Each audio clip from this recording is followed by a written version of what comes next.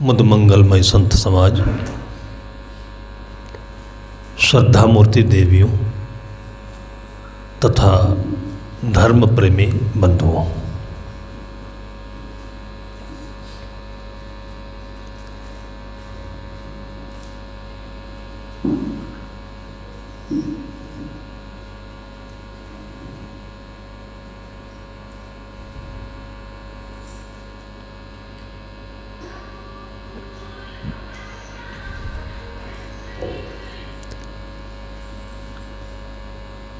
संकट सोच पोच यह कलिमा, बहुतक व्याधि शरीरा,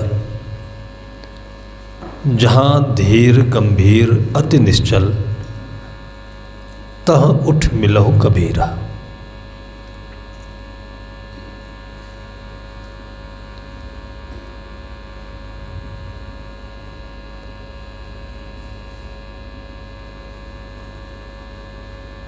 मन में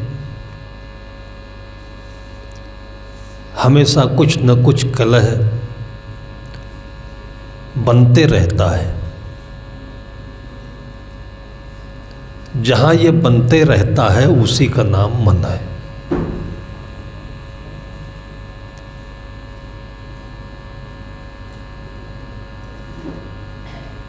और इसी को लेकर हम लोग जीते हैं, बाहर के काम करते हैं,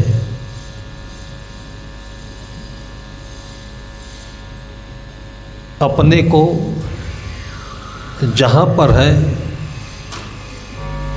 वहाँ से चारों तरफ विकसित होने के लिए यत्न करते हैं।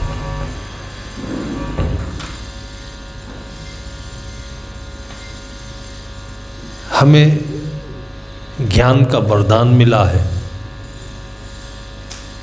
हम ज्ञान न होकर, मन न होकर, केवल एक फूल के पौधे होते हैं तो कोई दिक्कत नहीं थी। मिट्टी में होते, अंकुरित होते,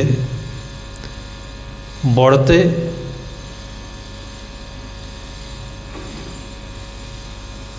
फिर धीरे धीरे समय आता तो कली होती है, फिर उसमें फूल आता, विकसित होकर के सफल हो जाता।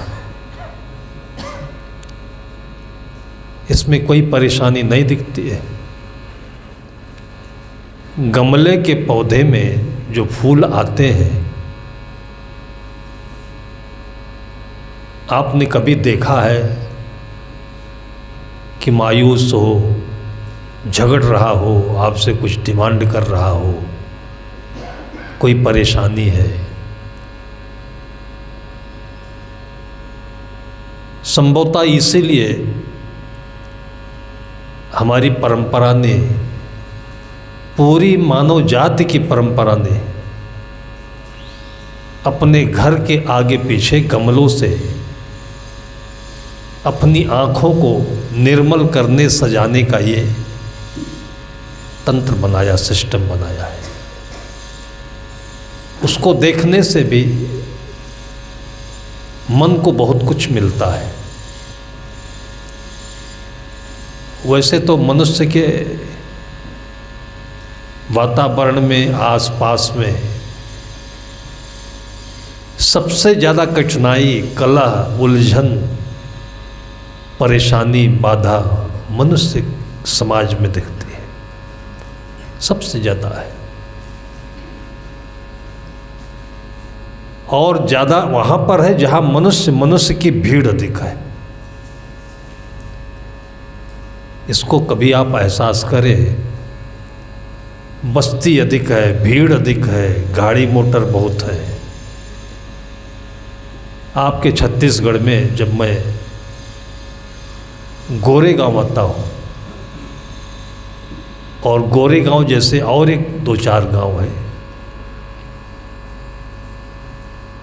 जो जंगल के किनारे बसे हैं, तो राहत मिलती है। उधर दुर्ग जिला है, रायपुर जिला है। बहुत पहले जब आता था तो रायपुर ज़िले से बाहर निकलते ही लौखौली एक कस्बा पड़ता है, रीवा गांव पड़ता है। 100-100 एकड़ के भाटे देखकर दिल इतना खुश होता था, इतना बड़ा मैदान पड़ा है। मतलब बाहर का मैदान अपने भीतर की आज़ादी को साक्षात्कार सामने रख देता था। क्योंकि हम लोग उत्तर प्रदेश से आए थे, वहाँ घनी बस्ती है, शौच करने की, टहलने की जगह नहीं है, थोड़ी थोड़ी दूर पर गांव आ जाते हैं। तो पहली बार जब छत्तीसगढ़ आया और सुबह सुबह बाहर टहलने के लिए, शौच के लिए निकला, ऐसा लगा कि आँखों की रोशनी बढ़ गई, सीने का दायरा बढ़ गया, हृदय विशाल हो गया। बाहर का प्रभाव भीतर पड़ता है। यहाँ से आप कांकेर की तरफ चलें, बस्तर जाएं, और थोड़ा सा राहत मिलती है। पेड़ बहुत अच्छे अच्छे हैं, जंगल है, काजू के पेड़ हैं, और दूर दूर बस्तियां हैं। जो बहुत पढ़े लिखे हैं, समाचार जानते हैं, उनको लगता है कि थोड़ा नक्सली, लेकिन ये सब होता नहीं वहाँ। नक्सली भी दीन ईमान वाले मनुष्य हैं, तो आम लोगों से तो वो लोग छेड़खानी करते नहीं हैं। उसकी याद थोड़ा सा मन में किरकिरा लाता है, और वो याद नहीं आए तो देखिए रहने का, जीने का मन होता है। यहीं कहीं छोटी सी झोपड़ी हो, पानी हो, और कुछ करने को हो, और जीने को हो।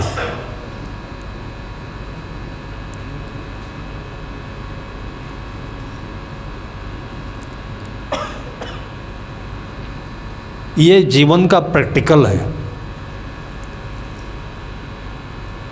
अगर मन से हम नशे के, दारू के लत जैसे फंसे नहीं हैं, क्योंकि पैसा कमाने की लत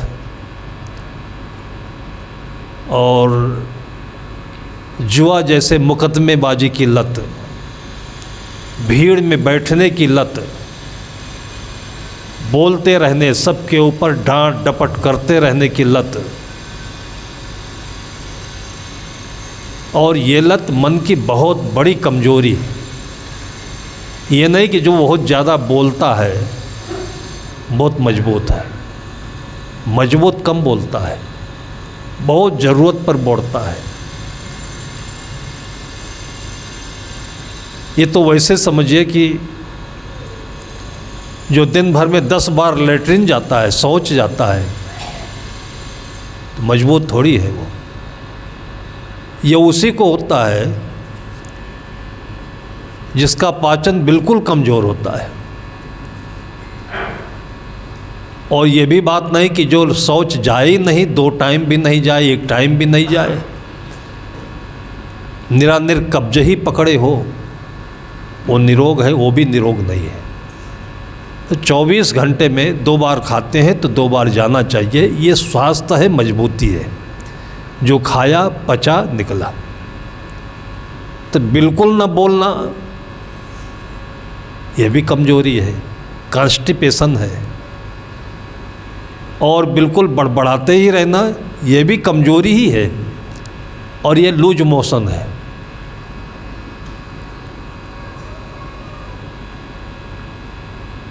ये तो बात समझ में आती है, लेकिन इसी को लागू करें तो हर काम में ये सिद्धांत लागू होता है। बहुत पढ़ते रहना, बहुत लिखते रहना। इसलिए जो विद्यार्थी वर्ग के लोग हैं, उन बच्चों को या उनके अभिभावकों को हम बताया करते हैं कि केवल पढ़ने की ओर उनको उत्प्रेरित ना करें, ढकेले नहीं, थोड़ी देर खेले भी, थोड़ी देर रुचि हटा करके संसार में क्या हो रहा है उसको देखें, और अच्छी नींद तो सोए हैं। जीवन के जितने अंग हैं उसमें एक अंग पढ़ाई है, सर्वांग पढ़ाई नहीं है। और जो सबको छोड़कर भूलकर केवल पढ़ने में लगता है विद्यार्थी, वो माइंडली डिस्टर्ब होता है। फिर ज़्यादा पढ़ते रहना, ज़्यादा लिखते रहना, ज़्यादा बोलते रहना, और जिसको टैलेंट कहते हैं वो ज़्यादा हो जाना, ये उसके लिए बहुत खतरा है। उस चीज़ को हम लोग जब तक समझते नहीं हैं तो अच्छा मानते हैं, और उसके बाद एकदम से जब एक्सीडेंट होता है, माइंड डिस्टर्ब हो जाता है, और बहुत अच्छे अच्छे विद्यार्थियों में होता है ये। अब सूत्र रूप में इसको संत गुरुजनों ने कहा कि अति का भला न बोलना, अति की भली न चूप, अति का भला न बरसना, अति की भली न धूप। अब बोलने वालों के बीच में सदगुरु कबीर रहे तो उन्होंने ऐसा कहा।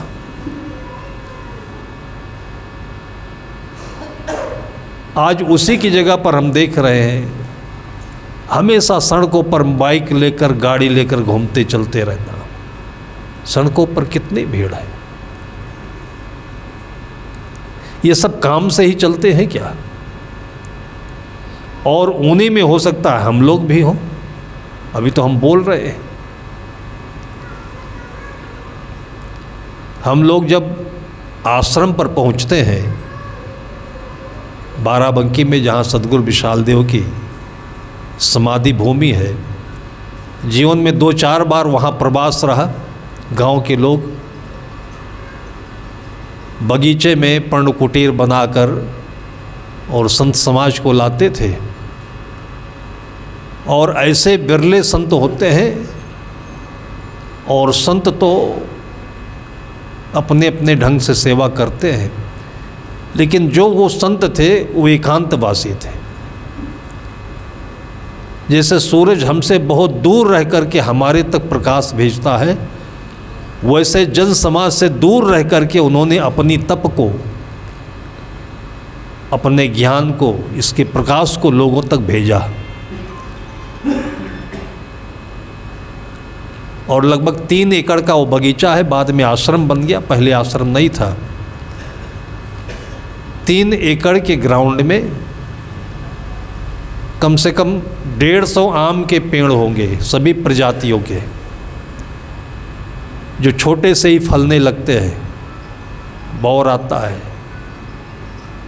और सागौन के 150 पेड़ होंगे। नींबू कई प्रजाति के हैं, रुद्राक्ष के पेड़ है,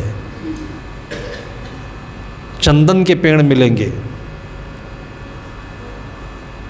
जो चीज़ बचपन में लोग सुनते हैं, लगभग सब चीज़ों के फूल, पेड़, पौधे सब वहाँ पर लगाए गए। जगह कम हो गई, नहीं तो और लगाते। ये संतों का एक वातावरण है जहाँ पहुँचने पर अपने आप ये सब उपदेश आपके कानों में पहुँचाने लगते हैं, आँखों में डालने लगते हैं।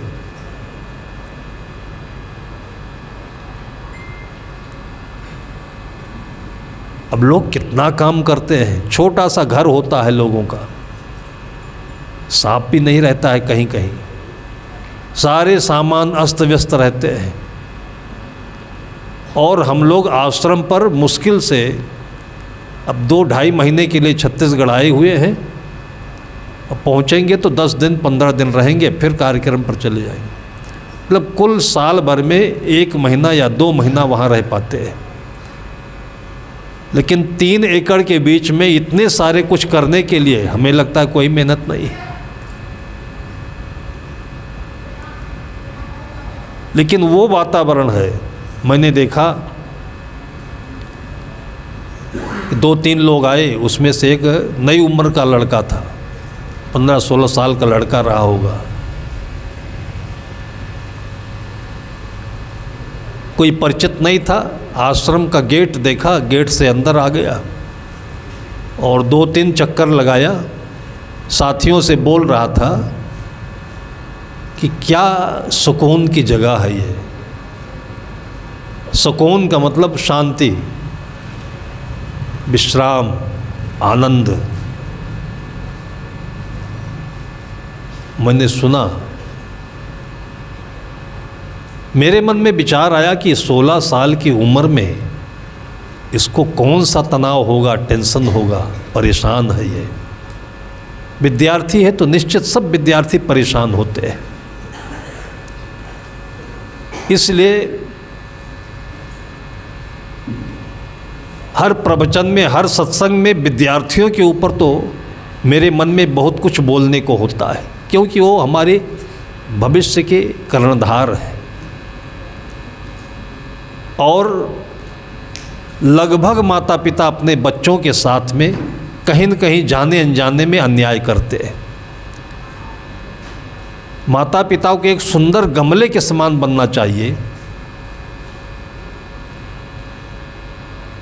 और उसमें ये पौधे हैं जिनमें फूल आना है, जिनमें फल आना है। इनको टॉर्चर करके क्यों रखते हो? अंधी दौड़ में क्यों पड़े हो कि जो वो बना है वही बने? सभी शाहरुख खान बने, सभी आमिर खान बने, सभी हेमा मालिनी बने, सभी विधायक बने, सभी नेता बने, ऐसी कोई बात थोड़ी है। और ये लोग जिनको हम देखते हैं ये सब इंसान है, आदमी है, और इनके भीतर में वही है जो आपके भीतर में है। जिंदगी असल तो अंदर है, उसको हम लोग देखते नहीं हैं, ऊपर से देखते हैं। असल जिंदगी अंदर है। 10 करोड़ 20 करोड़ और हम तो सुनते हैं कि 500-500 करोड़ लगाकर लोग महल बनाते हैं, लेकिन उस महल के भीतर जो रहता है उसके अंदर में भी वही है जो आपके भीतर में है। वो क्या है? कला है, उलझन है। और कभी कभी वो भी आउट होता है। जब कोई बड़ी दुर्घटना होती है तब होता है वो। अभी सहारा श्री, वो भी अपने रहने के लिए बहुत सुंदर महल बनाए लखनऊ में, बहुत नाम कमाया,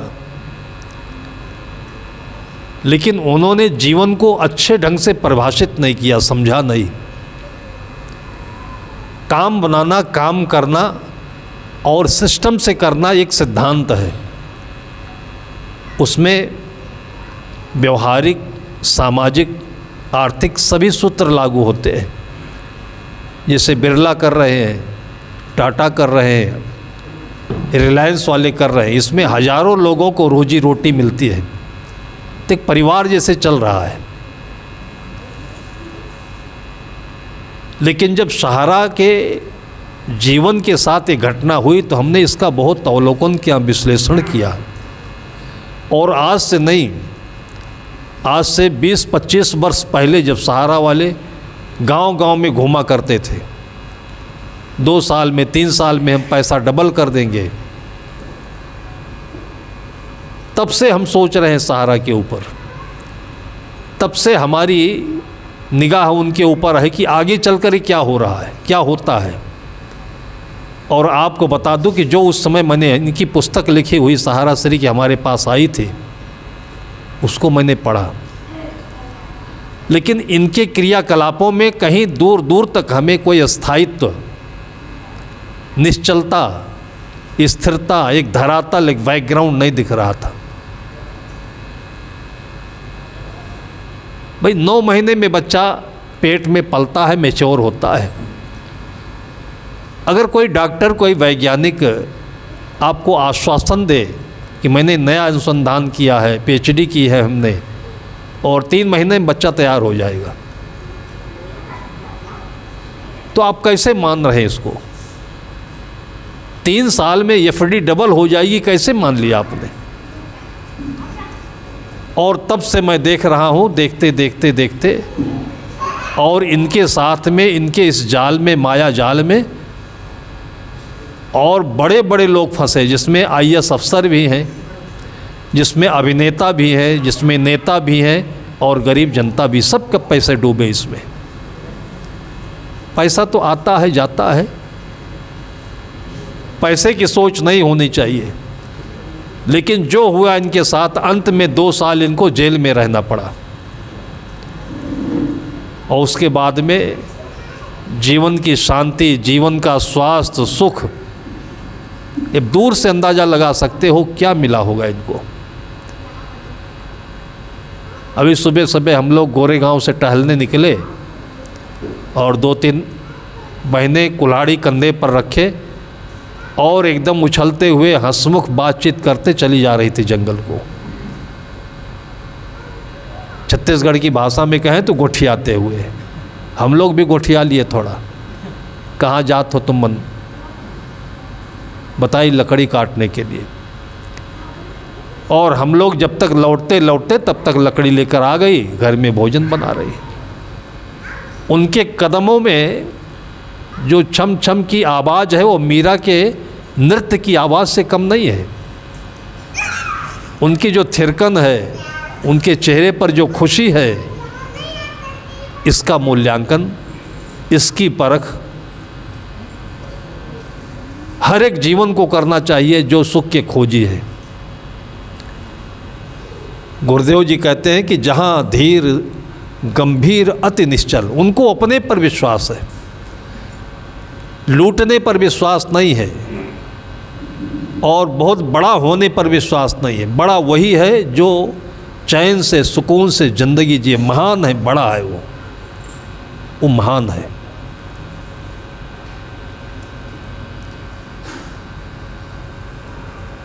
और संत महापुरुष लोग, ये संसार है महासागर, महासागर में बहुत कुछ होता है, और तब से लेकर आज तक और अनंत काल तक ये होता ही रहेगा।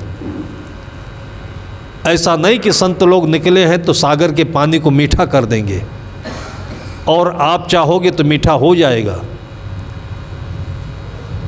जो महासागर में होता है वो आपके घर में भी हो सकता है। महासंग्राम, महाभारत, हर घर महाभारत का, रामायण का नमूना है।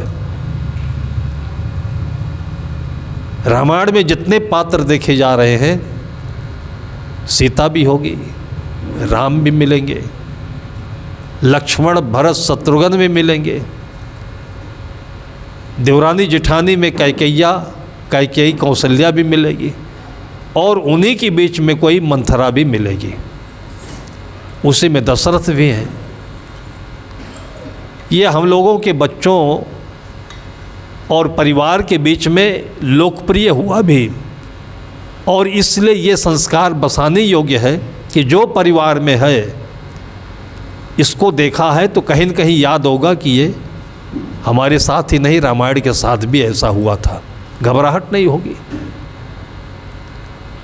सद्गुरु कहते हैं, संकट सोच पोच यही कलमा, बहुत तक व्याध शरीरा। व्याधि आधि उपाधि, जहाँ पर आप हैं, जी रहे हैं, खा रहे हैं, पी रहे हैं, कुछ एक बातें हैं सबके साथ होंगी, पक्का होंगी। घर छोड़कर लोग साधु होने चले जाते हैं, वहाँ भी दिक्कत होती है।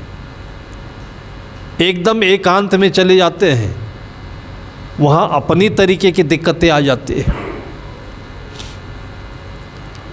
क्योंकि धरती पर जहाँ भी आदमी होगा तो वहाँ आदमी पहुँच ही जाएगा। आदमी नहीं पहुँचेगा, जानवर पहुँच जाएगा। इसलिए कहते हैं कि मनुष्य सामाजिक प्राणी है। हमारे गुरुदेव जी एक कथा सुनाया करते थे। कोई संत जंगल के आसपास में बस्तियां थी, बस्ती से दूर और जंगल के मध्य, बस्ती और जंगल के बीच में एक छोटी सी झोपड़ी थी, उसमें रहते थे। कुछ जिज्ञासु गया, उनका शिष्य बन गया। कभी कभी गांव में चले जाते थे, कोई आमंत्रित करे तो। कहीं मेला भंडारा होता था, तो उस मेला भंडारा में जैसे हमारे संतों में जब कोई संत सम्मेलन होता है तो कई तरीके के साधु आते हैं। आप लोगों में कोई पार्टी होती है, कोई उत्सव होता है तो कई प्रकार के लोग आते हैं। सबके वेशभूषा, सबका पहनावा, सबके गहने, सबकी घड़ियाँ अलग अलग तरीके से। अब बच्चे देखते हैं, कम उम्र की बहुएं देखती हैं तो घर में आकर के मन में डिमांड होने लगती है कि हमको भी यही घड़ी चाहिए जो वहाँ पहना था, हमको भी ऐसे कपड़े चाहिए। ये मन का धोखा है। इस मन को न पहचान पाने के कारण से हम लोग पूरी ज़िंदगी इसी मन के पीछे पीछे गुलाम बन कर के दौड़ते रहते हैं और इसी की कमाई में त्रस्त होते रहते हैं। तो साधुओं के पास भी मन है। अब साधु लोग अपना भी उदाहरण इसलिए देते हैं कि कोई ऐसा ना बोले कि साधु लोग केवल गृहस्थियों का ही उदाहरण देते हैं, क्योंकि मन तो दोनों के पास में है। और जो घटना, जो समस्या संसार में है वो साधु के जीवन में भी है। तो जो महात्मा जी का शिष्य था उसने देखा कि हमारे गुरु जी तो एक छोटा सा आंचला पहनते हैं, छोटी सी झोपड़ी में रहते हैं, एकदम सीधा सरल सादा जीवन है। यहाँ देखो कितना लकदक है, और देखो ये महंत जी जो आए हुए हैं, इनके चमकते हुए रेशमी वस्त्र, और इनके साथ में देखिए जो कमंडल है कितना ही चमकदार है, चांदी की टोटी लगी हुई है, इनका गिलास चांदी का है। उनकी आवाज़ देखी, उनका प्रवचन सुना, कुल मिला करके उस शिष्य का मन भड़क गया, वेदना भर गई। हम तो कुछ नहीं है, जो हैं वो तो ये है। इनका मान सम्मान, इनके पीछे चलने वाले लोगों की कतार, मन भड़क गया। फिर धीरे धीरे अपने गुरु से शिकायत करने लगा, आपने हमको कुछ नहीं दिया, आपने तो हमको बंधक बना के रखा, कुछ सिखाया नहीं। देखिए वहाँ मैंने देखा उनके चेलों को, देखो उनके कपड़े कितने बेहतर हैं, हम तो कुछ नहीं है, चीर और टुकड़ा पहन के घूम रहे हैं, आप हमको यहाँ पर कुछ बताए नहीं, समझाए नहीं। ये द्वंद्व है, ये द्वंद्व कौरव और पांडव का द्वंद्व है, राम और रावण का द्वंद्व है। ये मन में जब दो प्रकार की आपकी भावनाएं, सादा भोजन करें स्वास्थ्य बढ़िया रहेगा, बढ़िया भोजन करें, खूबसूरत भोजन करें तो स्वास्थ्य ठीक नहीं रहेगा। लेकिन लोग कर रहे हैं, हम नहीं कर रहे हैं। बस मन में द्वंद्व होने लगता है कि पैसा कमाने का क्या मतलब, ज़िंदगी का क्या मतलब, जब खाया नहीं अघाया नहीं तो क्या मतलब। सबके मनों में होता है, ये आपका ही मन करता है। उस मन को जब तक आप समझेंगे नहीं, जीतेंगे नहीं, यही दुश्मन बन करके और आपको बीमारी में, द्वंद्व में, झगड़े में, उलझनों में फंसा के और छोड़ देगा।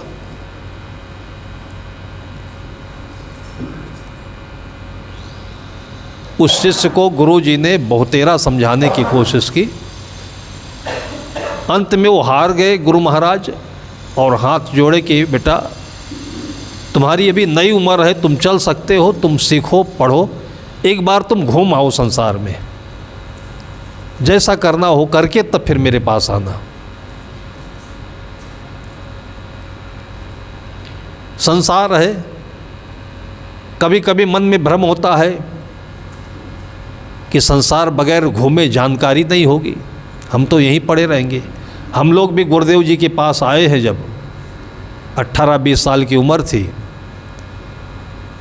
तो जवान शरीर देख करके कितने के लोगों ने कहा कि जब साधु ही होना है, इनके पीछे पीछे घूम कर क्या पाओगे।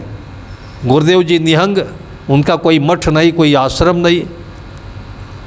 अरे अभी उम्र है, पढ़ो, डॉक्टरी पढ़ो, कुछ भाषण करना सीखो, संस्कृत पढ़ लो, अंग्रेजी पढ़ लो, पीएचडी कर लो। ये सुझाव देने वाले एक नहीं, हर दिन कोई न कोई मिलता था। लेकिन मन ऐसी जगह पहुंच गया था कि ये नीरवता, ये शांति, ये वैराग्य, ऐसा लगता था कि सारी दुनिया की दौलत है। और ये हमारे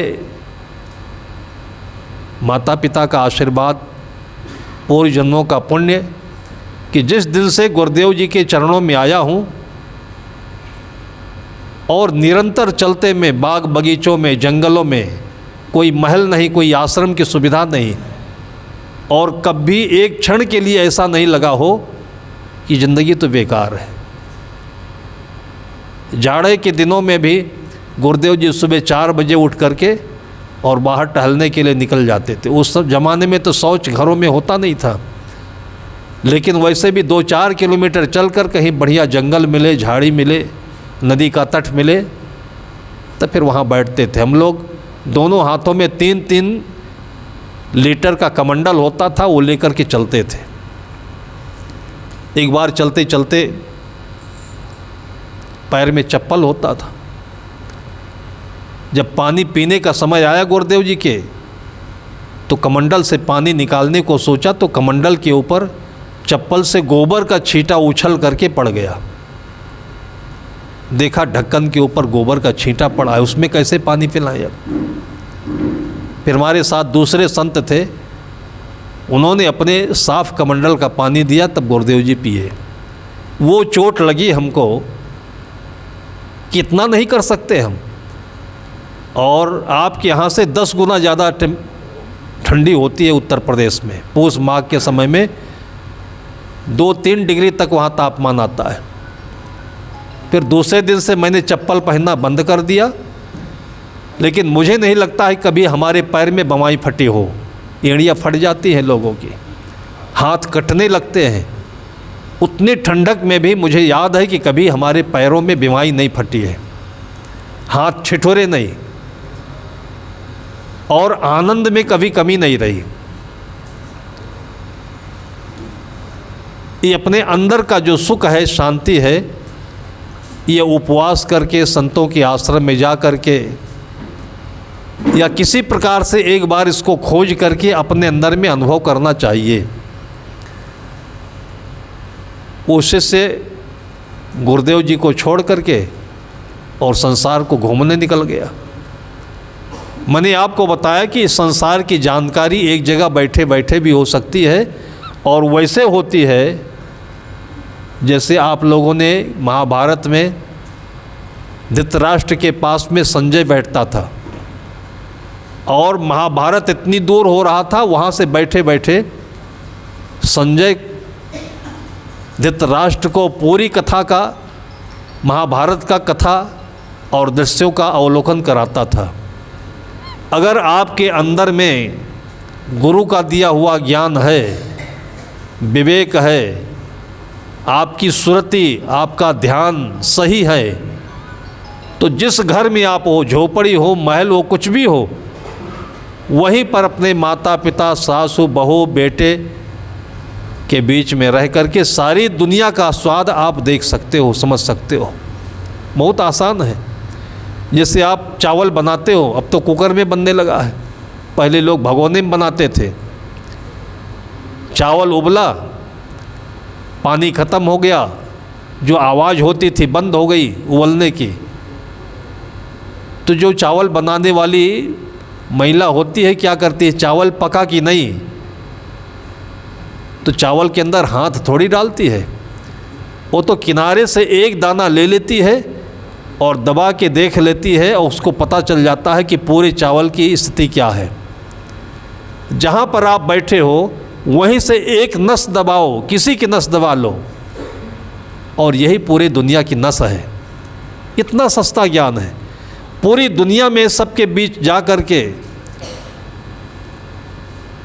अपने अंदर की जो शक्ति है, क्षमता है, अपनी आत्मा की पूर्णता है, ये सब खोना ही खोना है, पाना कुछ नहीं है। इसलिए जो जहाँ है वो संपूर्ण है।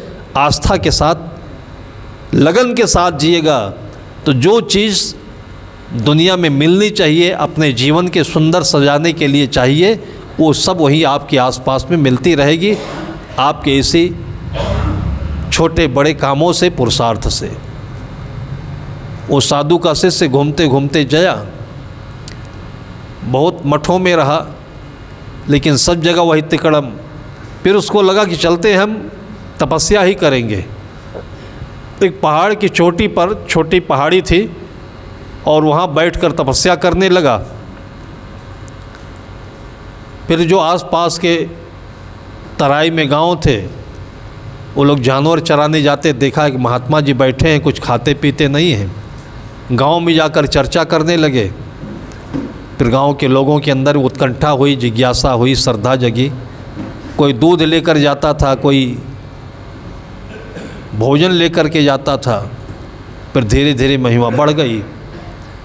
पहाड़ के ऊपर कोई साधन सुविधा होती नहीं तो संत जो होते हैं वो धूनी जलाते हैं। आग जलती रहती है तो जानवर से रक्षा होती है, वहाँ बाघ आदि खतरनाक जानवर नहीं आते। अब लोग दर्शन के लिए आने लगे, बड़ी महिमा बढ़ी उनकी, बहुत महिमा बढ़ी। तो प्रसाद क्या देते, तो उसी धूनी में से राख निकाल करके लोगों को प्रसाद बांट देते थे। लोग अपनी अपनी मन्नत लेकर आते थे। किसी को बच्चा नहीं था, किसी को मुकदमे में परेशानी थी, जीत नहीं हो रही थी, उसी में से विभूति दी उन्होंने, और उनकी जटा में से एक बाल उसी में कहीं गिरा होगा, वो उस विभूति में चला गया। और जाने के बाद में विभूति तो लगाने की चीज़ होती है, उसने लगाया और उसके बाद एक संजोग है, योग है, श्रद्धा बलवती होती है, उसके अंदर का संकल्प पूरा हुआ और मुकदमे में उसकी जीत हो गई। अब ये बात जानकारी धीरे धीरे फैलते फैलते कि जो महात्मा आए हुए हैं, इनके जटा के जो वाल हैं ये इतने चमत्कारी हैं कि जो पा जाए उसका मनोरथ पूरा हो जाएगा। अब बात ये फैली कि इनके जटा का जो बाल है वो सिद्ध है। फिर जैसे बात फैलती गई, अब कुछ न कुछ मनोरथ तो सबके होते ही हैं। सब आने लगे, बाबा जी हमको प्रसाद दीजिए। उनको तो पता नहीं था कि ये बाल चला गया, वो इतना चमत्कार कर दिया। वो तो देते थे राख। अब राख देते तो कोई मानता नहीं, कहा राख नहीं चाहिए हमको, आपकी जटा का बाल चाहिए। अरे कहा बेवकूफ़ हो, इस जटा में इतने अनंत बाल थोड़ी हैं कि हम प्रसाद देते हैं इसका। अब गांव के लोग तो सचमुच में वही मोड़ के मोड़ निकले। वो लोग कहे कि ये बाबा मानेगा नहीं, बाल तो लेना ही है, और ज़बरदस्ती बाल नोचने लगे। अब वो दशा हो गई करते करते कि उनके सिर के और जटा के सब बाल ले गए लोग, कुछ नहीं रह गया उनके सिर में। अब ऐसा लगा कि बाल नहीं रह जाएंगे और खूने खून दिखाई पड़ेगा, तब भगे वहाँ से। फिर क्यों भगे? इतनी महिमा, इतना लोग उनको मानने वाले, इतना खिलाया पिलाया, सारी वहाँ पर जो दिखावटी चीज़ें होती हैं इकट्ठी हो गई। लेकिन जिनके लिए इकट्ठी हुई उनकी तो दशा खराब हो रही थी। जब सिर के बाल ही नहीं रह गए तो पता नहीं आगे क्या होता। फिर वहाँ से भागे वो महिमा छोड़ करके, और उसके बाद उनको अपने वो गुरुदेव जी की याद आई जो शांति से एक जगह जी रहे थे। फिर वो खून से लथपथ होकर के उन्हीं के पास पहुँचे, उनके चरणों में दंडवत किया, और उसके बाद अपनी गलती, अपनी भूल पूरी सुनाई कि 6 साल चल करके हमने जो पाया है वो ये खून है, जिंदगी बच गई, इतना बहुत है, अब आप जैसा सुख हमको कहीं नहीं मिलेगा। ये कहानी काल्पनिक नहीं है। अभी अभी कुछ वर्षों पहले हम लोगों के बीच में ही देवराहवा बाबा हुआ करते थे, बहुत सिद्ध बाबा माने जाते थे। इंदिरा गांधी जैसे नेता भी उनके पास पहुंच करके उनका आशीर्वाद लेती थी। उनके पीछे भी यही हुआ, जय गुरुदेव के पीछे यही हुआ। जो भी समाज में आडंबर में लगा है वो गृहस्थी नहीं, विरक्तों को भी ये दुर्दशा झेलनी पड़ी है। सद्गुरु कहते हैं, जहाँ धीर गंभीर अति निश्चल तहाँ उठ मिलो कबीरा। खाने पीने के पीछे, पैसों के पीछे, जमीन जरिया के पीछे, जहाँ पर हैं वहाँ संतुलन से रहें। और इसका जो नियम है वो संत महापुरुष लोग बड़े आराम से, बड़े छोटे छोटे वाक्यों में कि साईं इतना दीजिए जामे कुटुंब समाए, कितना सुंदर अर्थशास्त्र बताया। आज के 600 साल पहले सतगुरु कबीर साहब ने, मैं भी भूखा ना रहूं साधु न भूखा जाए। ये जो आज के विरला हैं, मांगड़ हैं, दक्षिण भारत में जाइए देखिए, हर शहर में बड़े बड़े आपको मदुरई में, चेन्नई में बांगड़ के धर्मशाला मिलेंगे, बिरला के धर्मशाला मिलेंगे। ये सब वही थे, साईं इतना दीजिए जामे कुटुंब समाए। इनके घरों में कभी कभी संतों के अनन्य प्रेमी थे लोग, और रेगिस्तान के रहने वाले। इनके घरों में कभी कभी तो संत आने के बाद में उनको खिलाने के लिए रोटी का आटा नहीं रहता था। ये बिरला के पीछे की कहानी है। और दूसरों के घर में अपने लोटे, अपने जेवर, अंगूठी गिरवी रख कर के लाते संतों की सेवा करते थे। और यही कारण है कि आज जहाँ भी मारवाड़ी होगा, आप देखिए कि संतों को कहीं पा जाए तो छोड़ता नहीं है। वो इतनी सेवा करता है, इतना उसकी लगन है। इसलिए धन और धर्म तो इस दुनिया में मारवाड़ी ही कमाना जानता है। दोनों इसके साथ साथ होंगे। और सतगुरु कबीर साहब की वही साखी कि साईं इतना दीजिए जामे कुटुंब समाए। इनमें ऐसा लगता है कि सतगुरु कबीर साहब की ये साखी समा गई है इनके नस नस में। बिजनेस करते हैं और बिजनेस में उधार बहुत जाता है। मैंने देखा 10-10, 20-20 लाख रुपए उधार पड़े होंगे, झगड़ा नहीं करते हैं लोग, उससे लड़ते नहीं कि ठीक है पैसा जब हो तब देना, लेकिन व्यवहार मधुर बनाए रखना। और उसका परिणाम यह होता है कि पैसा भी मिल जाता है और वही आदमी इसका व्यापार भी बढ़ा देता है। गोधन, गजधन, बाजधन और रतन धन खान, जब आए संतोष धन सब धन दूर समान। मैंने देखा एक भक्त का बेटा अभी अभी एमए किया हुआ था, एमबीए भी कर लिया, नौकरी नहीं मिल रही थी। तो देखा उसके गांव का एक अनपढ़ लड़का 8वीं पास था और उसने चप्पल की दुकान कर ली। चप्पल की दुकान करते करते करते करते गांव में सबसे अच्छा पैसे वाला बन गया। वो 8वीं पास का लड़का था। तो चप्पल की दुकान से थोड़ी बनाओ, यही हमारी आंखों में भेद हो जाता है। उसके हाथों में कुछ ऐसे कीमिया थी, कुछ जादू था, उसके वाणी में कुछ ऐसे मिठास थी, वो अंदर वाली चीज़ हम देखते नहीं है। दुकान तो चप्पल की नहीं होती, गोलगप्पे की होती तो भी हो जाता। बाराबंकी में टंडन कचौड़ी वाले माने जाते हैं, टंडन कचौड़ी वाले, इतनी मशहूर दुकान है। और जगह देख लीजिए तो जितना आपका शौचालय बाथरूम जो छोटा वाला होता है ना, बस उतनी जगह है उसकी। टंडन कचौड़ी वाले रोज़ सवेरे सैकड़ों लोगों का क्यू लाइन लगी होती है उसकी कचौड़ी खरीदने के लिए। लोगों ने कहा इसकी बिक्री होती होगी ऐसे। और जब अभी 5 साल पहले उसके घर में इनकम टैक्स वालों की रेड पड़ी, तब लोग जाने कि इतना पैसा कमाता है ये। मतलब 5 बाई 8 40 स्क्वायर फीट की ज़मीन में वो कचौड़ी बेच करके उसने करोड़ों रुपए कमाए, टैक्स नहीं भर रहा था। उस कचौड़ी में क्या स्वाद होगा? उसके जीवा में स्वाद था। जीवा का मतलब उसका बोल चाल व्यवहार, और ये किसी साधु का दिया हुआ वरदान होगा। तो ऐसी बात नहीं कि कोई आदमी एक काम में सक्सेस हो रहा है तो आप उसी के पीछे पड़ जाओ। उसकी जड़ कहाँ है? उसको देख करके दूसरा लड़का एमबीए किया हुआ था, उसने शोरूम खोल दिया चप्पल का, जैसे बाटा का होता है, लखानी का होता है। पैसा बहुत लगाया, वो सोचा पैसे से पैसा बढ़ता है, पैसे से पैसा नहीं बढ़ता है। लेकिन वहम है। अब किया क्या वो? अब किया ऐसे कि एक दिन कोई चप्पल वाला आया होगा और चप्पल ले गया, पूरा पैसा पेमेंट कर दिया, और डिब्बे में देखा नहीं उस आदमी को, लड़के को सुंदर देखा और शोरूम देखा, तो कहा ऐसे घटिया काम तो हो नहीं सकता यहाँ पर। जब घर पर डिब्बा खोला तो चप्पल का फीता टूटा हुआ था।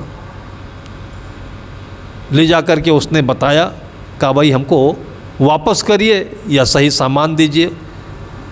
अब सोच लीजिए कि इस न्याय को भी वो नहीं समझ पा रहा है, तो उसका MBA पढ़ने का मतलब क्या है, इतनी पढ़ाई का मतलब क्या है? कि ग्राहक संतुष्ट होना चाहिए कि हमारा सामान बिकना चाहिए। हमारा धन जो हमारा धर्म है वो ग्राहक में है, दोनों चीज़, धन और धर्म दोनों ग्राहक में है। लेकिन इस चीज़ को न समझ पाने के कारण लोग समझते हैं कि हमारा धन और धर्म हमारे बिक्री में है। उसने कहा नहीं बदलेंगे। कहा ठीक है मत बदलो। वही टूटा हुआ चप्पल लेकर के वो दिन भर वहीं बैठा रहता था, और जो कोई ग्राहक आए वही टूटा चप्पल दिखाता था सबको। करते करते करते 10 दिन में उसके यहाँ ग्राहकों का आना शून्य हो गया, और 2 महीने के बाद में उसका भट्ठा बैठ गया, और जो पैसा उसमें लगाया हुआ था ले दे करके बड़ी मुश्किल में उसके दुकान में 25-50% की अर्निंग हुई, बाकी सब डूब गया उसका। ये उसके बाप हमको बता रहे थे, जिसने मर मर करके पैसा कमाया, MBA कराया और इतने लाख रुपए दे करके शोरूम करवा दिया था। अगर बच्चों में ये शील गुण, ये संतों का प्रसाद, ये दया, ये सेवा भावना, ये मीठी बाणी जो रात दिन संत लोग भजन के साथ गाते हैं, अपने करके दिखाते हैं, आश्रम में यही बांटते हैं, यही प्रसाद है उनका, ये देते तो सब कुछ सब जबाग हो जाता। पहले अंदर सजता तो बाहर सजता। और ये सब कर लेने के बाद में ऐसा नहीं कि वो आदमी फिर धीरे धीरे इसी से मुक्त भी होता है। आपको पता होगा कि बिरला पैसा ही नहीं कमाए, मुक्ति भी कमाया।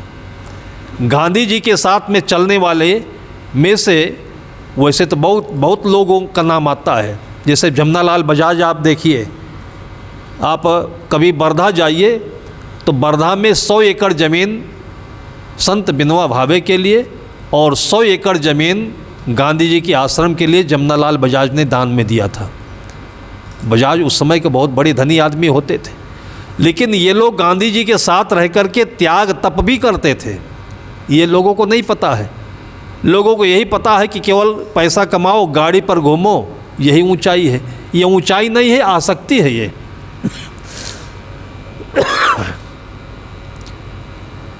ऐसे ही बिरला जी थे, गांधी जी के साथ में त्याग तप सीखने जाते थे, सहयोग करने जाते थे, राजनीति की सेवा करते थे।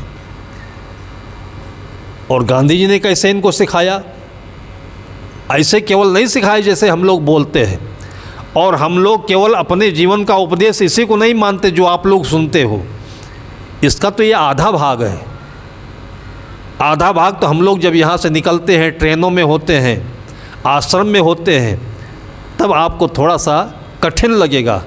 तब आपको लगेगा कि साधु लोग ऐसे भी ज़िंदगी जी लेते हैं। एक बार हम लोगों को बिहार जाना था कार्यक्रम के लिए। अब आप लोग तो बढ़िया फूल माला पहना दिया, अभी चलेंगे तो आप लोग पूजा अच्छी तरह से कर देंगे, और YouTube में जाएगा तो नौजवानों के मन में बड़ी श्रद्धा होगी कि सबसे बड़ा मज़ा आजकल तो साधु बनने में है। रोज़ माला मिले, रोज़ पैसा मिले, रोज़ नई नई चीज़ें मिलें। लेकिन ये YouTube में इतने डालते हैं, और हमारे पास इल्म नहीं तो हम वो भी डालते। अगर हमारे साथ में कैमरा चलता होता तो वो चीज़ भी डालते, वो केवल आपसे बताते हैं। हमको बिहार जाना था, तो जिस स्टेशन से ट्रेन पकड़नी थी, सुबह के 5 बजे की ट्रेन थी। अब जब चलते हैं तो कम से कम 3-4 बैग तो होते ही हैं, ओढ़ने बिछाने के सब सामान अपना रखते हैं। एक आध बैग पुस्तकों का होता है। अब सुबह के 5 बजे के समय में जितनी बोगियां थी सब आराम से अंदर लोगों ने लाख लगा दी। अब सबको अपने स्वार्थ का ख्याल होता है, ये नहीं ख्याल रहता है कि ट्रेन तो सबकी है। अब ट्रेन का स्टॉपेज केवल 3 मिनट का था, हम लोग परेशान हुए। तो एक कोच में किसी भाई ने हम लोगों की परेशानी देख करके गेट खोल दिया, अंदर गए तो वहाँ से अंदर 3 डिब्बे को नांगते हुए अपने डिब्बे में पहुँचे। तो देखे कि बड़े आराम से 3-4 यात्री हमारी सीट पर लेटे हुए हैं। अब तो सुबह 5 बज गए, दूसरे की सीट पर और आराम से सोए हुए नाक बजा रहे। हम खड़े रहे कि अब उठेगा, अब उठेगा, अब उठेगा। हाथ पैर तो हिलाता है लेकिन उठता नहीं है वो। तब उसका सिर पकड़ के हिला दिया मैंने। तो एकदम से गर्मा गया, कहा साधु लोग बड़े निर्दयी होते हैं। तो मैंने कहा क्यों भाई? तो उसने कहा मैं सो रहा था, आपने जगा दिया। तो मैंने कहा कि सीट आपकी है कि किसी और की है, आपने कभी देखा इसको? तो बोला नहीं हो। 5 मिनट तक नहीं बोला। तो मैं समझ नहीं आया तो इसके साथ हम करें क्या। तो उसी में एक दूसरा कोई सज्जन व्यक्ति रहा होगा, उसने उसको फिर फटकार लगाई कि तुमको शर्म नहीं आती, ये संत हैं और सिर पर बोझा लिए खड़े हुए हैं, उनकी सीट है और तुम मगर जैसे लेटे हो तुम। तब फिर अंगड़ाई लेते हुए सीट छोड़ा वो। तब फिर अपनी सीट हम व्यवस्थित करके सामान रख करके थे बैठे। सोने का समय तो चला गया था। वो अपने परिवार के साथ में था, 2 बच्चे थे, पत्नी थी। जो परिवार के साथ चलता हो उसके अंदर में इतनी मगरूरी और इतनी बेशर्मी ये तो नहीं लगना चाहिए, क्योंकि परिवार वाला आदमी सब देखता है, झेलता है, इसलिए थोड़ा संभल जाता है। मैंने क्या देखा कि उसकी जो छोटी बिटिया थी 4-5 साल की होगी, इतनी रो रही थी, इतनी रो रही थी। उसको कोई बीमारी रही होगी कि बाहर देखे जैसे चक्कर आ जाए, उल्टी होने लगे। अब मुख बंद करके कब तक ऐसे रहे, नींद नहीं आ रही थी उसको। ये सब उसकी समस्या देख करके मुझे रहा नहीं गया। तो मैंने उससे पूछा कि भाई आपकी ये बेटी है, इसको ये तकलीफ़ है, आपने इसके लिए कुछ किया नहीं? तो बोलता नहीं कुछ। तो मैंने उससे कहा भाई आपकी अनुमति हो तो मेरे पास एक दवा है, इसको दे दो। लेकिन बोलने का रास्ता तो पहले से बंद कर रखा था वो। बोला नहीं तो मौनम स्वीकृति लक्षणम, उसका इशारा देख करके फिर मैंने एक छोटा सा टिंचर होता है, बतासा में मीठा में, उसको 3-4 बूंद डाल करके और उस बेटी से मैंने कहा कि बेटी खाओ, अभी ठीक हो जाओगी तू। तो मिठाई जान करके उसने खा लिया और 5 मिनट में उसको राहत मिली। पेट में गैस था। पेट में जिसको गैस की बीमारी होती है उनको यात्रा करने में विशेष करके डीजल और पेट्रोल की गाड़ियों में दिक्कत आती है। ज़्यादा हो तो ट्रेनों में भी दिक्कत है, मोटरसाइकिल में भी दिक्कत है। वो 5-10 मिनट में एकदम फ्रेश हो गई, फिर हंसने लगी, बोलने लगी, खेलने लगी। अब उसको लगा कि मैंने बड़ी गलती की, ये सिर पर बोझा लिए खड़े रहे इतनी देर तक, इनको हमने ये पनिशमेंट दिया है, लेकिन अब करे क्या। अंदर अंदर में आकुल था वो। तो वो तो नहीं करता लेकिन कुछ तो करेगा आदमी। अगर आपके साथ आप जैसे ही अच्छा व्यवहार कोई नहीं कर रहा है तो आप कभी अपने अंदर में मन महसूस करके ये ना सोचिएगा कि दुनिया तो कलयुगी है, कोई समझता नहीं है। मैं आपको बताऊं कि जब स्टेशन आता रास्ते में और हम पानी लेने के लिए नीचे उतरते, हमारे साथी कुछ फल वगैरह लेने के लिए नीचे जाते, तो जाने नहीं देता। वो हाथ से बोतल छीन करके और पानी लेकर के आता, फल लेकर के आता, अपने पैसे से लेकर आता, लेकिन बोलता नहीं था, क्योंकि बोलचाल तो पहले बंद कर दिया था। फिर यात्रा बड़े अच्छे से उसकी भी बीती, हमारी भी बीती। जब अपने स्टेशन पर हम उतरने लगे हैं तो एकदम उदास रुआसा जैसे हमारे सारे सामान अपने सिर पर ले करके और ला करके बाहर स्टेशन पर रखा, प्लेटफार्म पर, और अपने जेब से रुपया निकाल करके हमको हाथ में देने लगा। मैंने कहा क्या करते हो जी? उसने कहा सरकार हमारा कुछ भेंट पूजा ले लीजिए आप। मैंने कहा ये पूजा तो हर कोई देता है, अगर तुम्हें मेरे ऊपर बड़ी श्रद्धा है तो एक पूजा देना कि आइंदा से कोई साधु आए तो बैठने की जगह दे देना तुम, बस सीट के साथ तुम ऐसे ज़बरदस्ती मत करना। क्या कह सकता था वो? फिर ज़बरदस्ती हमारे झोली में पैसा डाल करके, और जब तक हम देखते रहे तब तक वो गेट से झांकते झांकते देख रहा था वो। ऐसे भी ज़िंदगी हम लोगों को जीनी पड़ती है। आश्रम में रहें तो, रास्तों में रहें तो। अब तो आप लोग थोड़ा सा सहानुभूति करते हो, थोड़ा सा हम लोगों का दर्द समझने लगे हो तो 4 पहिया गाड़ी दे देते हो, और नहीं तो 4 झोला जहाँ देखते थे ये टेम्पो वाले, बस वाले खड़ी करते और चला देते कि झोला लेकर के 4 जने का सीट रोकेगा। साधु को कोई बैठने नहीं देता बसों पर। और ऐसे में भी हम लोग कम से कम 2000 से लेकर सन 2000 से लेकर के आज 2023 तक अपनी यात्रा अनवरत चालू रखे हुए हैं। केवल आपके घर पहुंच जाते तब सुकून मिलता है, और नहीं तो इतनी दूर से आने और जाने में सारी तपस्या जो आप लोगों के बीच में नहीं दिखती है वो झेलनी पड़ती है, लेकिन आनंद तब रहता है जब अपनी फुलवारी को हरा भरा देखते हैं, घरों में ये सुख साम्राज्य देखते हैं, ज्ञान देखते हैं, विवेक देखते हैं। ये सारी चीज़ें आप लोगों के सामने इसलिए परोसी। गांधी जी के साथ बिरला जी जाते थे और बिरला जी जैसे थोड़ा पैसा हो गया था तो पैसे वालों को आदत होती है कि सब नौकर से काम कराते हैं। अब वहाँ तो नौकर थे ही नहीं कोई, तो बाथरूम में स्नान किया और उसके बाद नौकर ढूंढ रहे थे कि हम कुछ पैसा दे देंगे, कोई हमारा कपड़ा धुल दे भाई। गांधी जी सुन गए, नौकर तो मिला नहीं था, कपड़े वैसे गीले पड़े थे बाथरूम में। मौका पा करके चुपके से गांधी जी जा कर के सारा कपड़ा धो दिए, धो करके सुखा दिया, सुखा करके उसको प्रेस करके तहिया करके उसको ला करके उनके बिस्तर पर रख दिया। जब उस दूसरे दिन कपड़ा पहनने को हुआ तब देखा कि कपड़ा धुला धुलाया प्रेस करके रखा है, तो हक्का बक्का हो गए।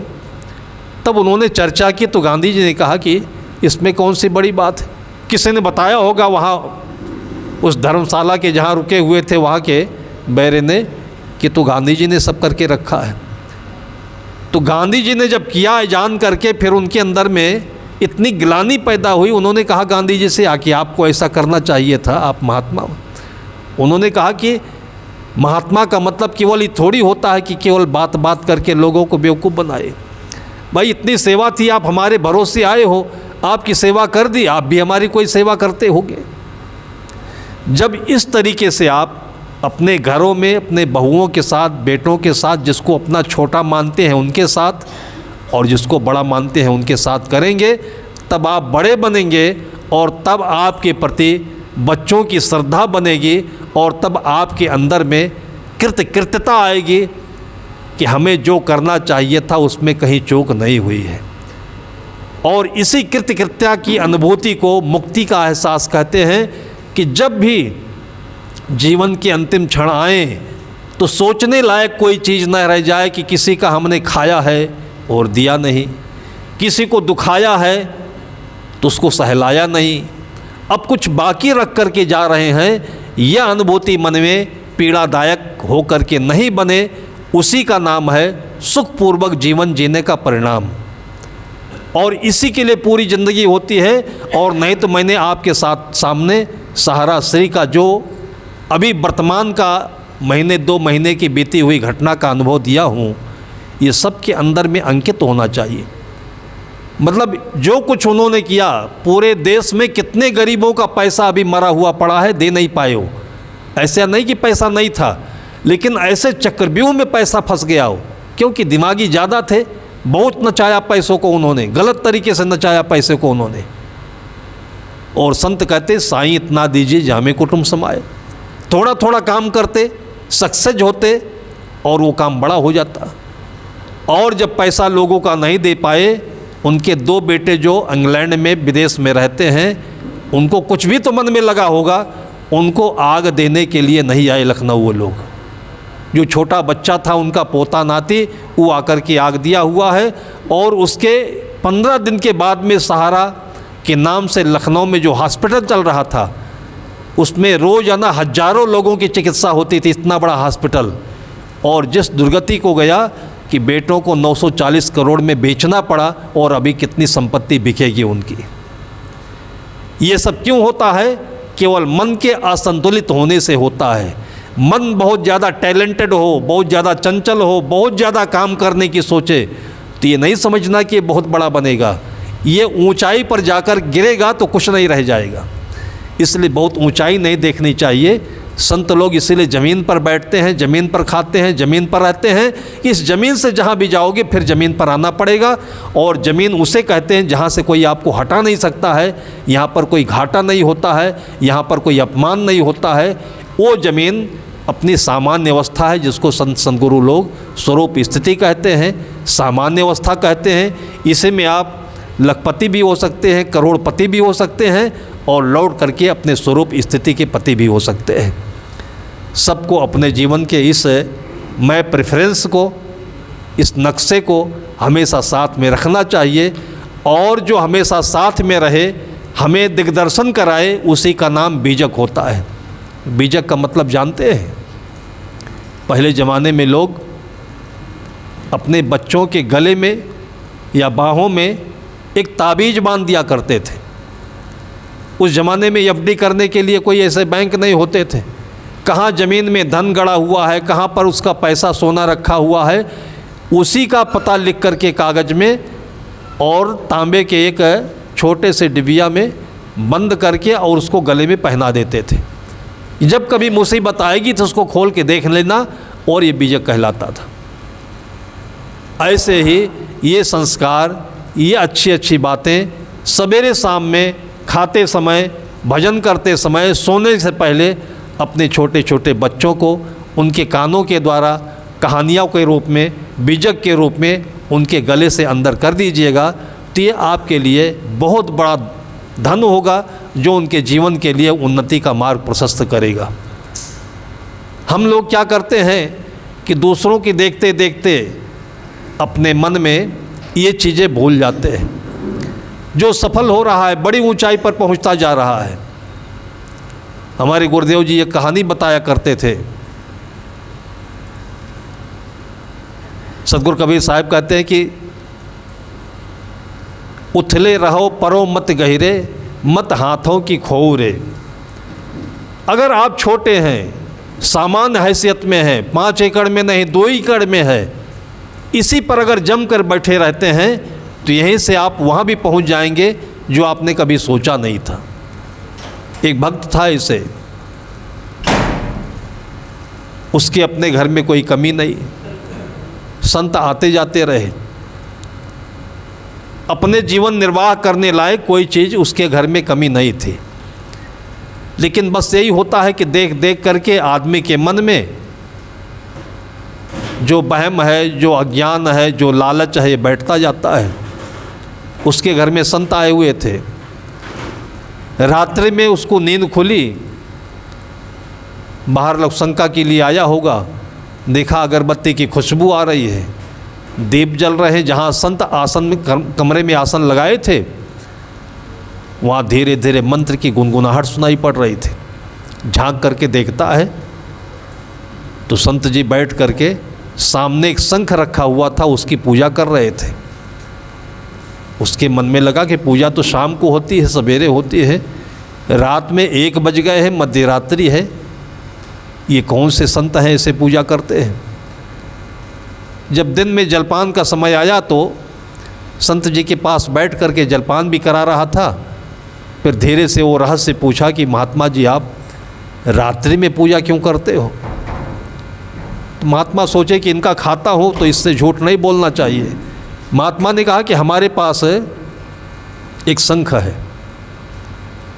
उस शंख को मैं मंत्र के द्वारा हर रात को 12 बजे चैतन्य करता हूँ, जागृत करता हूँ। कहा इसका क्या मतलब। कहा ये शंख चैतन्य होता है तो जो हमारी इच्छा होती है, हमारी ज़रूरत होती है, वो पूरा करता है।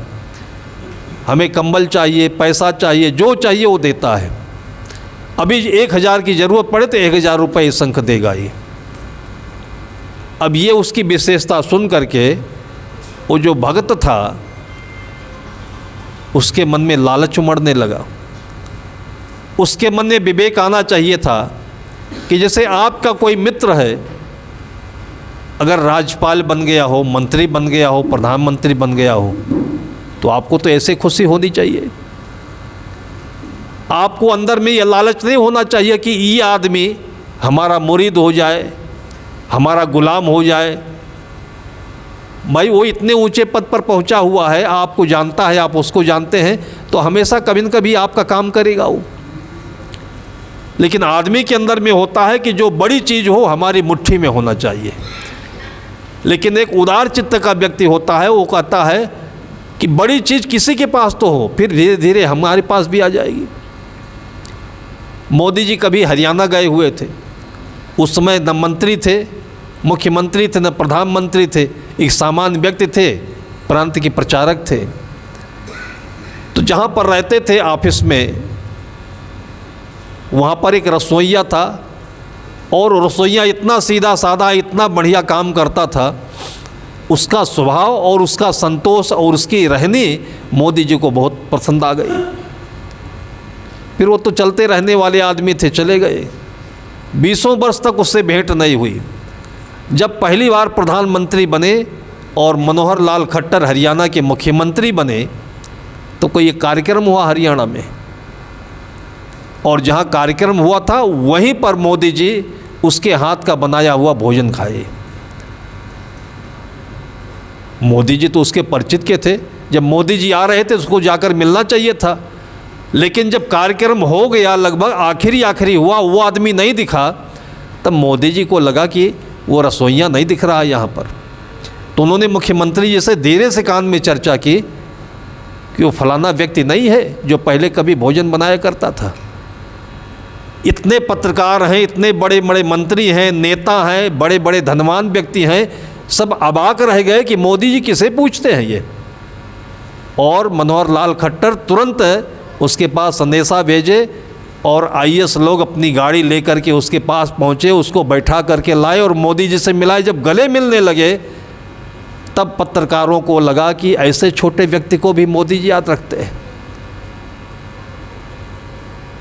अगर आपके अंदर में खूबी है तो जहाँ भी रहोगे वहाँ पर आपको ये भगवान भी मिलने आएगा। ये मोदी और उस व्यक्ति के बीच की कहानी बताती है। वो इतना संतोषी था कि मोदी अपनी जगह पर हैं, हम अपनी जगह पर हैं। भाई मोदी प्रधानमंत्री हो गए तो हम क्या कर लें, क्या मांग लें उनसे। हमें यहाँ भोजन मिलता है, अपना काम हम अपने कर रहे हैं, हमको सुकून है, शांति है, नींद है, भूख है, और क्या चाहिए हमको। ये अंदर की बातें जो लोग नहीं समझ पाते हैं वो लूटने के और लालच के चक्कर में फंस जाते हैं। उनके गुरु महाराज में इतनी ताकत थी कि उनके पास वो करिश्मा था कि जो मांगे वो दे, तो उनको मांग लेना चाहिए कि हमको यह आप दे दीजिए। लेकिन वो वरदान नहीं मांगे, उस अंदर के व्यक्ति के अंदर में लालच आया। उसने कहा कि महाराज जी ये शंख तो हम लोगों को चाहिए, आप क्या करोगे इसको। आपको हम आने जाने की सुविधा देते हैं, खाना पीना देते हैं, कपड़ा देते हैं, आप ये शंख रख कर क्या करोगे। कोई रास्ते में मार पीट करके छीन ले। जब इतनी बात बहक बहक कर बोलने लगा तो महात्मा जी को लगा कि कहीं यही ना छीन ले हमसे ये मार पीट करके। जब इसके अंदर में इतनी उत्कंठा पैदा हो रही है, लालच आ गया, महात्मा जी ने सोचा कि अब दे देना ही भलाई है। महात्मा जी ने शंख उसको दे दिया और साथ में यह मंत्र दिया कि बेटा अब लालच नहीं करना, शांति से सुखी जीवन जीना, तुमको ये शंख के साथ मैं वरदान देता हूँ। लेकिन गोस्वामी जी कहते हैं कि जिम प्रति लाभ लोभ अधिकाई, ये संतों का एक मंत्र है कि आपको कुछ मिलता है तो आप अपने अंदर में अगर धैर्य नहीं रखेंगे तो आपके अंदर का जो लोभ विकार है ये बढ़ेगा पक्का। वही बात उसके साथ हुई। संत तो चले गए शंख दे करके, और थोड़े ही दिनों में बिना मतलब का ये मांगना वो मांगना मांगते मांगते फिर वो करोड़पति हो गया। 7 महले का बिल्डिंग बना लिया, फिर चारों तरफ इतना वो साम्राज्य खड़ा कर लिया कि लोगों की आंखों में किरकिरी बन गया। और फिर तो धीरे धीरे धीरे धीरे सबके अंदर में एक चंचलता पैदा हो गई कि आदमी इतना पैसा पाया कहाँ से। फिर लोग चालाकी में भी आने लगे। फिर कोई साधु का वेश धारण किया, उसने भी शंख लिया और धीरे धीरे फिर उसके घर पहुंच गया।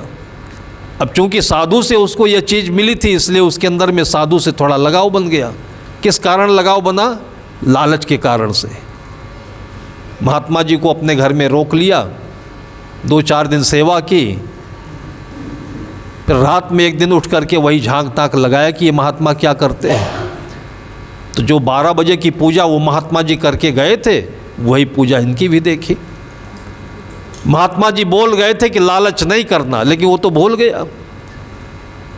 फिर दिन में जलपान के समय बैठ करके फिर उनसे पूछ ही डाला कि महात्मा जी आप ये शंख की पूजा क्यों करते हो।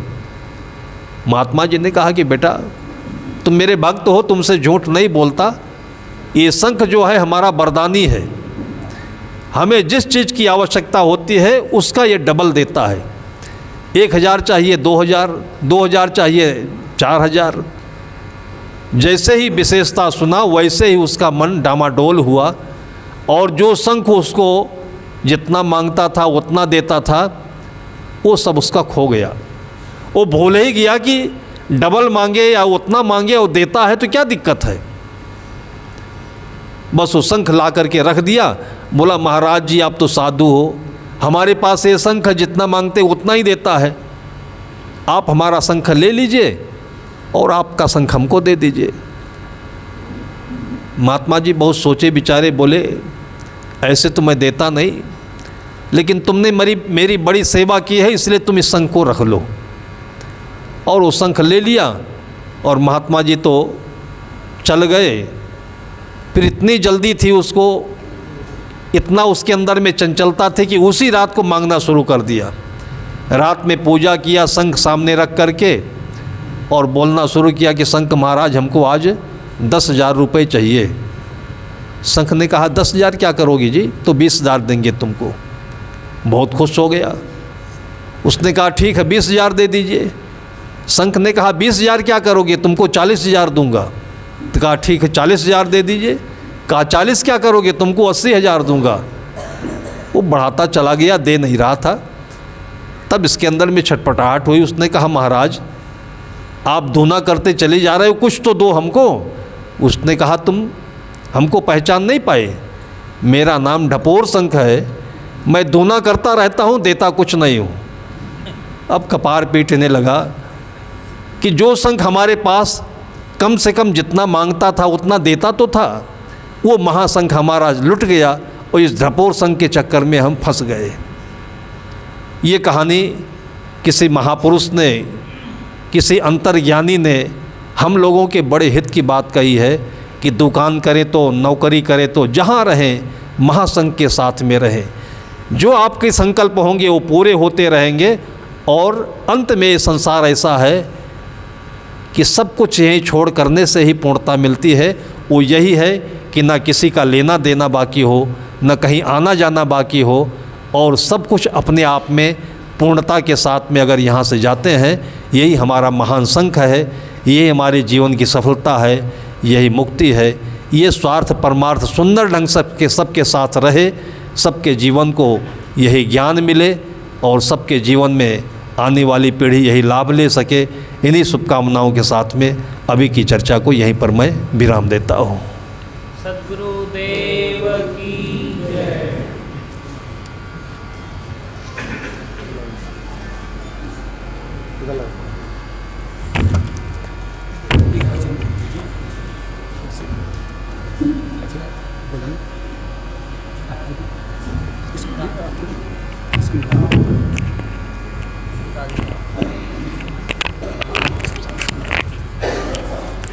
इसको निकाल दीजिए।